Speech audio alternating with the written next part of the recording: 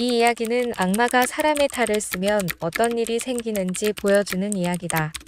남편과 이혼 후 홀로 아이를 힘들게 키우고 있는 여자가 있었다. 왜냐하면 이혼한 남편이 양육비를 주기 싫어 잠적했기 때문이다. 양육비를 받기 위해 여자는 잠적한 남자를 찾으러 다녔고 마침내 찾은 그의 모습은 지금까지의 모습과 달리 좋은 차, 좋은 집, 그리고 다른 여자와 함께 살고 있었다.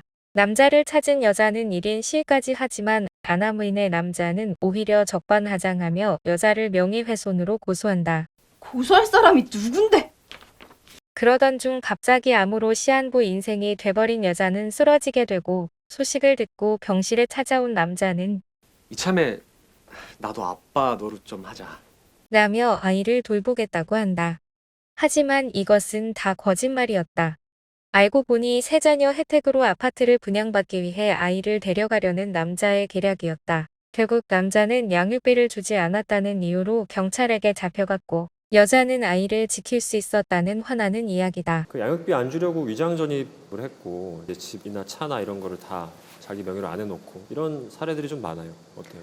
사실 지금 사례에서는 위장 전입이잖아요. 그거는 그래도 어딘가에 주소가 있잖아요. 아예 거주 불명자로 돼버리는 경우도 많거든요. 그러면 양육비 더 안 주려고? 양육비, 그렇죠. 양육비도 결국은 채권자잖아요. 빚쟁이들이 쫓아오는 걸 막으려고, 찾아오는 걸 막으려고 채무자들이 많이 그렇게 하죠. 직접 찾아오는 경우는 사실 많지 않아요. 찾아오면 그 자체로 또 다른 범죄가 될 수 있으니까. 네. 문제는 법적으로 그럼 내가 청구를 해야 되는데 법적 구제를 받으려면 기본이 송달이거든요. 법에 어떤 청구가 저 사람한테 가야 되거든요. 네. 그래야지 절차가 시작이 되는데 위장 전입하고 주소를 불명하게 해놓고 도망을 다니는 이유는 그거를 안 하는 거, 못하게 하는 거죠.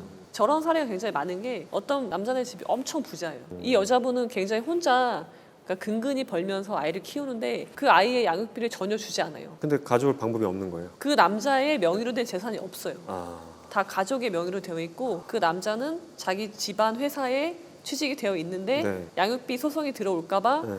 그 최저임금으로 낮춰요. 월급을. 아 최저임금이면 또 거기서는 네. 안 줘도 되는 건가요? 최저임금 이하로 책정을 해놨기 때문에 월급을 안 되는 거예요. 강제로도. 최악이네. 이분이 이제 이쪽은 되게 유명한 사람들이니까 네. PKC를 하겠다 네. 그렇게 얘기를 하더라고요. 네. 근데 PKC를 하시면 형사처벌 받으실 수 있다. 그 순간 또 명예훼손이다. 그렇죠. 양육비를 줘야 되는데 네.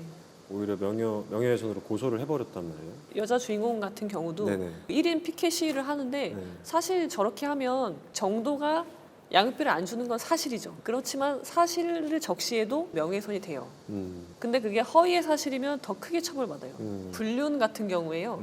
남편이 바람을 폈어요. 네. 그럼 열이 받잖아요. 그러면은 보통 남편 회사나 상간녀 회사를 찾아가서 일하는 곳을 찾아가서 막 하고 싶은 거죠. 그렇죠. 네. 왜냐하면 나는 너무 괴로운데 저 그렇죠. 사람도 아무렇지도 않게 아무렇지 사는 않고. 모습이 참을 수 없거든요. 그래서 가서 뭐라고 한다. 그러면 이제 명예훼손이 되고 더군다나 거기가 남의 영업장이면 영업 방해도 될 수가 있는 거죠. 아, 우리나라 법은요 사적 구제를 허용하지 않아요. 네가 문제가 있으면 법에다가 청구해.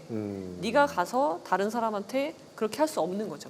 그럼 요즘에는 이제 인터넷에 사실 특정인을 지목해가지고 까발린다라고 하잖아요. 저기. 그렇죠, 그렇죠. 그런 경우도 다 명예훼손에 해당이 그런 되나요? 것들도 이제 정보통신망법 위반이라고 해서요. 명예훼손인데 수단이 이제 컴퓨터인 거잖아요. 다 이제 법의 처벌을 받는 행위들입니다. 사람들이 그걸 문제 삼지 않아서 그런 거지 고소를 당할 수 있는 일이고 분명히 처벌을 받게 됩니다.